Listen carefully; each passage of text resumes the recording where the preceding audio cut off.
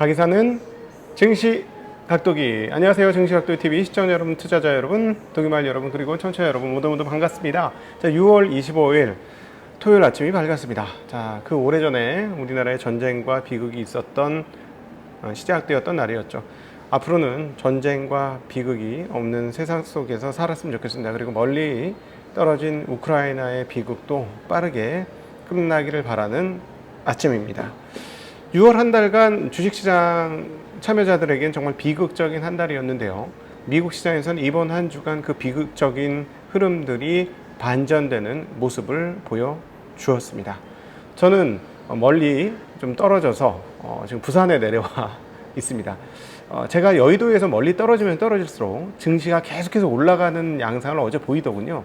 멀리 멀어지면 멀어질수록 지수가 계속 우상향하는 모습을 보였는데요. 어제 댓글을 보고 이분들이 참 인정머리가 없구나 뭐 이런 생각을 많이 했습니다. 앞으로 뭐 영원히 돌아오지 마라. 독이야, 너는 앞으로 영원히 돌아오지 마라. 그냥 장기 휴가를 가라, 안식년을 가라 뭐 이러면서 너가 없으니까 시장이 너무 잘 오른다, 너무 신난다, 제발 좀 오지 마라. 이런 댓글로 댓글을 도배하시다니요. 좀 너무 심한 거 아닙니까? 정말 약간 섭섭하려고 했는데 장이 너무 많이 올라서 저도 괜찮았습니다. 장이 많이 올라가지고 섭섭한 마음보다는 기쁜 마음이 더 컸어요. 계속 오른다면 저도 한번 고려를 좀 해보겠습니다. 제가 월요일 날 가서 시장이 빠진다 그러면은 그때부터는 이거는 진정한 과학이구나 라고 생각을 하면서 뭔가 좀 심각하게 고민을 한번 해보도록 하겠습니다. 왜 제가 이렇게 말씀드리냐면 월요일날 한국 시장이 웬만하면 오를 것 같아요. 웬만하면. 왜냐하면 오늘 미국이 최고가, 나스닥이 장중 최고가로 마감을 했기 때문입니다. 점점 올라가더니 고공행진을 하다가 장 끝판에 더 올라서 끝났습니다. 그래서 S&P 기준으로도 3.06%가 올랐고요. 나스닥은 3.34%, 다우도 2.68% 올라가면서 굉장히 큰 폭의 상승을 기록을 했습니다. 빅테크 기업들 올랐을 뿐만 아니라 반도체 주식들은 상승폭이 훨씬 더 컸어요. AMD, 엔비디아 이런 회사들이 5%대 올랐고, 퀄컴도 4%대, 그리고 인텔조차도 3%대 상승을 올렸고, 오늘 미국 시장에서 좀 떨어진 대형주는 버라이전하고 유나이티드 헬스 정도 밖에 없었어요. 거의 대부분 다 엄청나게 크게 올랐고, 에너지주들조차도 에너지 가격 반등하면서 올랐고, 우리가 잘 아는 벅셔 같은 좀 무거운 주식들조차도 4%가 올랐고, 마이크로소프트 3.3, 구글 5.2, 아마존 3.5, 테슬라 4.5, 애플 2.4% 등 굉장히 큰 폭의 상승을 기록을 했습니다. 자, 오늘장 한마디. 시장의 변덕은 무죄. 적응하는 자가 살 것이다. 예. 그리고 또 오늘장 한마디를 3개나 준비했어요. 인간의 심리와 기대는 그때그때 달라요. 네, 인간의 심리와 기대는 그때그때 달라요. 자, 베어마켓 랠리 시작했는걸. 네, 이게 오늘장 한마디입니다. 오늘장 한마디. 베어마켓 랠리가 시작했다. 이렇게 볼 수밖에 없는 이유가 주간 상승률이 지금 S&P 기준으로 주간 상승이 6.4% 나왔고요. 나스닥은 7.27% 나왔고, 다우는 5.35%나 한 주간 상승했습니다. 그럼 이거를 베어마켓 랠리라고 데드캣 바운스? 많이 떨어지긴 했지만 굉장히 데드캣 바운스로 하기에는 굉장히 크게 튀었고요. 이 정도면 약간의 랠리라고 보는 게 맞을 것 같습니다. 굉장히 많이 올랐습니다. 물론 지난주에 상당히 큰 폭의 하락을 기록했기 때문이죠. 많이 떨어진 상태에서 지난주에 주간으로 한 4에서 5%씩 떨어졌고, 고점 대비로는 S&P는 20%대 후반, 그리고 나스닥은 약 33%가 떨어졌으니까 많이 떨어졌기 때문에 반등이 셌다, 이렇게 표현하는 것도 틀리지는 않을 것 같습니다. 자, 그럼에도 불구하고 오늘 달라진 그런 분위기를 한번 찾아볼 필요가 있을 것 같은데, 일단 시장의 전반적인 분위기는 위험자산에 대한 선호가 다시 일부 회복이 되었습니다. 극단적인 경계감에 있었던 그 시장 심리가 낙폭 과대에 따른 반발 매수로 약간 회복이 된 부분도 있고요. 또 하나, 이거는 이제 진짜 과학이다라고 느껴지는 게 VIX 그 변동성 지수가 30대를 가면 이거는 상당히 강력한 저점 시그널이다라는 걸 이번에도 다시 보여줬습니다. 30대 수준까지 갔다가 32 정도 갔죠. 또 이번에 오늘 6% 크게 VIX 지수가 떨어졌는데요. 하여튼 시장 저점이 나타날 때 VIX 지수는 30대, 그리고 이번에 30 몇 정도를 기록했던 VIX 지수는 그동안에 아주 그 위기 때 나타났던 것과 그 육박하는 수준의 그 VIX 지수 상승이었다. 그리고 VIX 지수 상승은 정확한 저점 시그널을 보여주는 지표가 된다, 지표물이 된다라는 거 다시 한번 기억하시면 좋을 것 같습니다.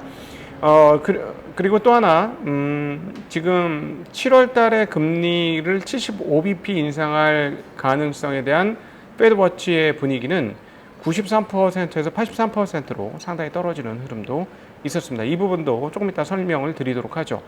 전반적으로는 위험자산인 주식이 상승을 했고요. 안전자산인 채권은 하락을 했습니다. 원자재는 유가는 상승했습니다. 107달러까지 다시 WTI가 상승을 했고요. 그러나 비철금속 가격의 하락이 상당히 크게 나타나는데요. 계속해서 저희가 원자재 가격 하락한다 하면서 계속 그것을 보도를 드렸죠. 비철금속 가격이 많이 떨어집니다.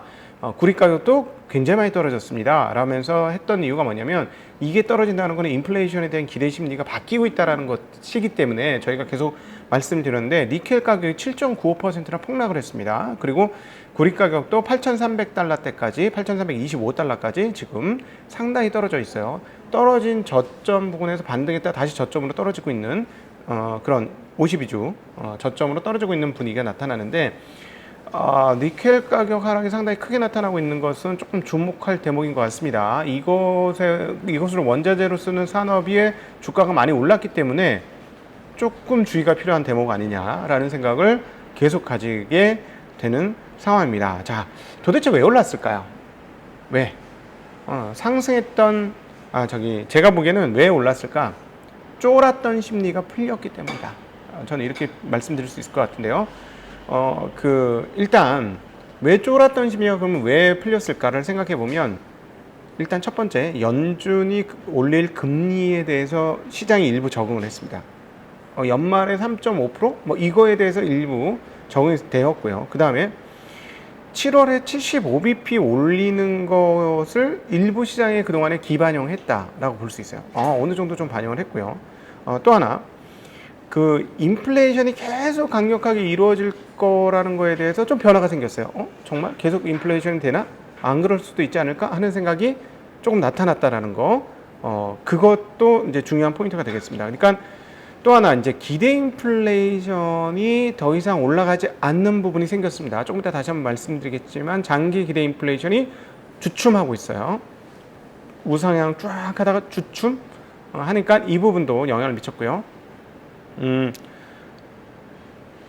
그 다음에 그동안의 심리, 지난주까지는 뭐냐면 도대체 연준이 금리를 어디까지 올릴 거야? 이번에 75bp 자이언트 스텝을 하고 다음번에도 75bp 할 거라고, 7월 달에도 75bp 할 거라고 하면서 9월 달까지 75bp 하는 거야 라는 생각이 있었는데, 이 부분이 그렇지 않겠구나 라는 생각으로 바뀌었습니다. 이 부분은 연준 인사가 관련된 발언을 하면서 시장 심리가 이 부분에서 훨씬 더 안심했기 때문에 이렇게 센 랠리가 나왔다, 센 데드캣 바운스 또는 랠리가 나왔다, 이렇게 표현할 수 있겠습니다. 자, 그래서 앞으로 중요한 부분은 뭐냐면 도대체 얼마 정도의 가격을 매겨야 되느냐를 아마 시장이 고민하게 될 겁니다. 앞으로는 지금은 뭐냐면 너무 달렸다, 우리가 너무 공포에 짓눌려서 공포 속으로 달렸다라는 것이 아닌가? 라는 생각을 했고, 자, 이제부터 중요한 것은 그럼 적정 밸류에이션이 얼마인가를 아마 시장이 이제 고민하게 될 거예요. 자, 우리가 이제 공포감에 떨고 있었던 걸 회복해준 구세주가 한 명 나타났습니다. 바로 그동안 우리를 공포에 떨게 했던, 다 죽게 만들었던 그분이죠. 제임스 블러드 총재께서 발언을 했습니다. 센트로이스 여는 총재가 발언했는데, 오히려 그동안 저승사자에서 천사로 지금 이렇게 변화된 게 아닌가 하는 생각이 들 정도로 발언 내용이 시장을 안심시키는 흐름들이 있었습니다. 그의 발언 내용을 한번 들어보죠. 지금과 같은 연준의 공격적인 대응, 즉 공격적인 인플레이션을 막기 위한 금리 인상이 인플레이션이 경제에 고착되기 전에 인플레이션 싹을 없애기 위한 최선의 방법이다 라는 얘기를 했습니다. 공격적인 금리 인상이 인플레이션 싹을 자르기 위한 최선의 방법이다. 그동안 우리가 계속해서 연준 인사들의 발언을 통해서 우리가 생각했던 대목과 궤를 같이 하죠. 자, 연준이 평소보다 더 빠르게 금리를 인상하면 미국이 경기 침체를 피할 가능성이 더 커진다라고 얘기했고요. 모든 것이 잘 되어서 인플레이션이 우리의 목표치로 내려가기 시작하면 정책 금리가 그렇게 높을 필요가 없을 것이다 라고 얘기했습니다.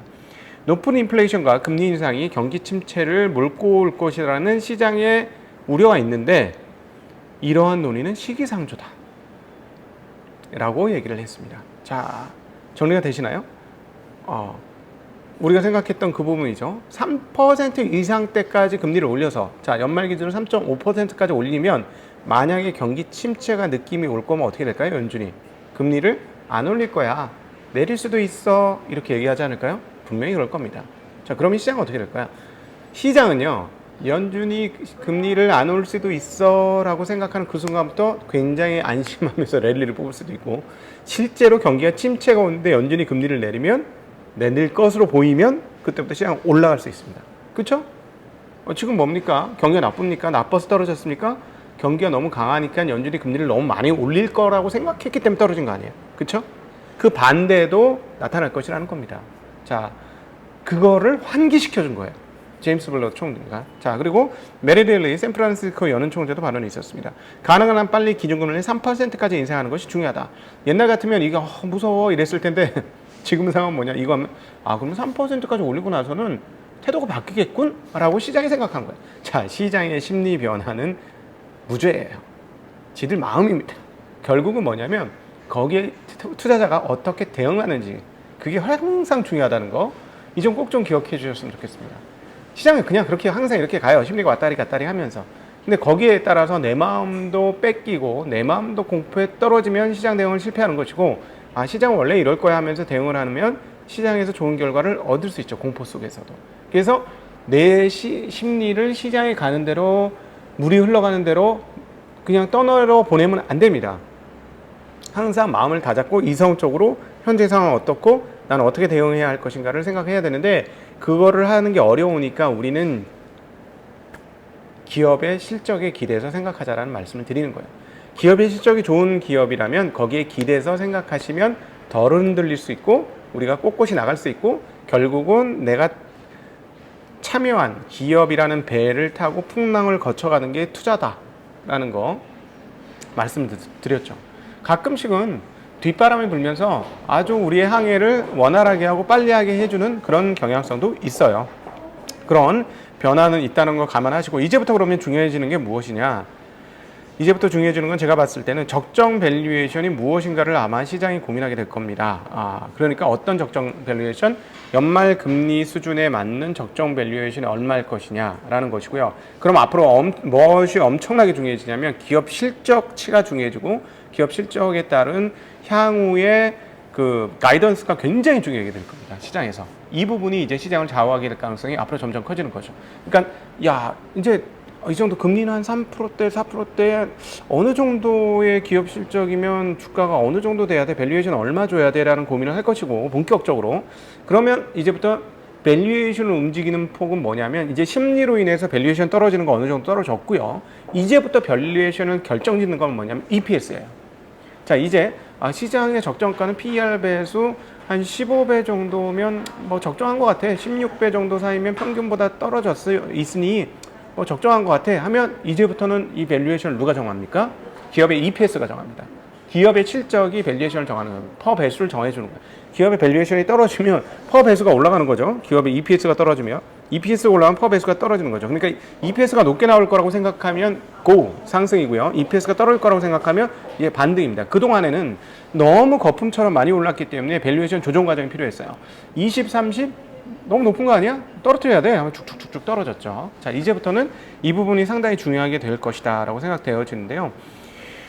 물론 이제 여러 가지 몇 가지 고비가 있을 겁니다. 다음 주에 있을 개인 소비 지출, PCE 가격 지수, 이런 것들에 따라서 이거 인플레이션 살아있네 이러면 다시 조정 받을 거예요. 그러나 이게 떨어지면 괜찮네 하고 또 올릴 수도 있어요. 그런 것들은 계속 살아있지만 대대적인 하락은 상당 부분 맞을매는 조금 맞은 것 같습니다. 시장 분위기가 이렇게까지 반등하는 거 보면 한 주간에 그런 생각이 들고요. 자, 그런데 오늘 시장을 안시킨 또 다른 이유가 하나 있죠. 12개월 기대 인플레이션이 장기 기대 인플레이션이 흔들리기 시작했어. 뭐요? 계속 올라가던 게 안 올라가기 시작했어요. 자, 12개월 기대 인플레이션 나왔는데 5.3% 나왔는데 예비치가 5.4인데 예비치보다 좀 적게 나왔고요. 전달하고 같이 나왔습니다. 더 이상 올라가는 게 멈췄어요. 5년 기대 인플레이션. 이 부분이 오늘 시장 상승에 상당히 촉매 역할을 했는데요. 3.1% 나왔습니다. 예비치가 3.3이었는데 그보다 떨어졌고 전월치는 3%였습니다. 그러니까 지금 1년 후 기대 인플레이션, 5년 후 기대 인플레이션 이 부분들이 우상향하던 게 멈췄다. 더 이상 인플레이션이 크게 안 나타날 수 있겠구나. 기대 인플레이션이 인플레이션이 크게 안 나타나면 연준의 금리 상승 속도도 둔화될 수 있겠구나라는 것을 시장이 생각했다라는 것이죠. 그래서 오늘 상승이 막판으로 갈수록 더 올라갔다. 올라가서 가다가 막판에 더 올라갔다. 이렇게 해서 마무리됐다. 그 이유가 여기에 상당 부분 있겠습니다. 연구원에 따르면 1년 후 인플레이션 기대치 중간값이 5.3%로 지난 4개월에서 거의 변화가 없었으나 5년 장기 인플레이션 기대치는 예비치 3.3에서 3.1로 하락해 10개월에 밴드인 2.9에서 3.1 수준으로 되돌아왔다. 지난번에 이 밴드를 넘어갔는데 이게 되돌아왔다라는 얘기를 했습니다. 예, 시장이 강세를 보인 이유를 느끼시겠죠? 자, 신규 주택 판매가 떨어질 것 같다라는 생각을 했는데 늘어났습니다. 오히려 전월 대비 10.7% 증가하면서 연율 69만 6천 채. 거기도 공급이 좀 적고 부동산이 없다고 하죠. 근데 어쨌든 5개월 만에 신규 주택이 증가를 하는 모습을 보여줬습니다. 자, 가격은 어떻게 될까요? 이게 상당히 중요할 것 같은데 가격이 원자재 가격이 올랐으니까 좀 오르긴 할 텐데 오름폭이 증가율이 떨어지든가 상승폭이 둔화된다든가 정말로 가격이 떨어진다면 계속해서 우리가 관심을 갖는 그 인플레이션에 반영되는 렌트비는 상당히 떨어질 건데 일단 지금은 거래가 증가한 것으로만 지금 발표가 되고 있습니다. 자, 6월 미시건대 소비자 태도 지수는 50.0을 발표했습니다. 사상 최저치. 자, 확실하게 빠르게 수요는 꺾이고 있죠. 연준이 의도한 바가 이루어지고 있는 상황이 발생하고 있습니다. 자, 이러면서 어떻게 되나요? 시장에서 채권은 금리가 올라가면서 가격 상승을 금리가 올라가면서 가격이 하락을 하는 모습 보여줬는데 10년물은 어제 3.089에서 3.13으로 약 한 5bp 정도의 금리 상승이 나타났습니다. 적지 않은 금리 상승이 나타났고요.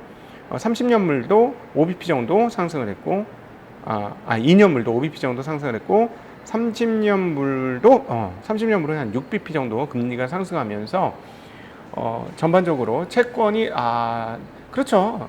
채권 가격은 계속 말씀드리지만 어떻게 결정해야 된다?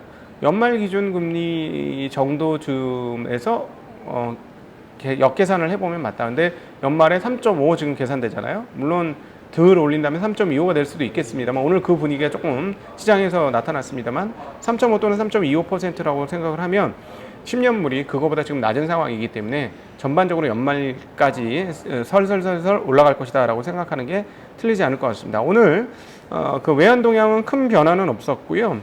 지금 엔화는 135.23엔으로 역시나 약세를 좀 보여줬고 위안화와 원은 소폭 강세를 보여줬습니다. 어제 원은 1299원에서 지금 미국 시장에서는 1289원에 마무리되는 그런 흐름들을 보여주었습니다. 네, 여러분 주말을 편안하게 잘 보내시고요. 한국 시장도 이제 미국 시장처럼 조금 반등을 좀 이뤄내기를 좀 기대를 해봅니다. 수급이 워낙 깨졌었는데요. 빈집 털이를 외국인이 한 것인지 모르겠습니다. 어쨌든 상당히 큰 폭으로 반등을 했습니다. 이런 랠리가 미국처럼 한 주간 단위로 이루어질지 한번 살펴보아야 할 것이고요. 조금 과도하게 빠진 것 같아요. 제가 보기엔 한국 증시가 제 예상과 모든 것들을 다 깨고도 훨씬 더 내려갔기 때문에 제가 보기엔 좀 과도한 것 같은데, 자, 어쨌든 기대 인플레이션이 어떻게 움직이느냐에 따라 달라질 것이고 다음 주에 PCE 가격 지수에 따라서 또 시장의 변동성을 가질 수 있다는 거 고민해 보시고 생각해 보시되 주말은 편안하게 지내시고 월요일 아침에 여러분들 찾아뵙도록 하겠습니다. 행복한 주말 되시고 이번 주말에 저희가 재미난 여러 가지 다양한 동영상도 준비를 했으니까 즐겁게 즐겨주셨으면 좋겠습니다. 인사드리겠습니다. 안녕.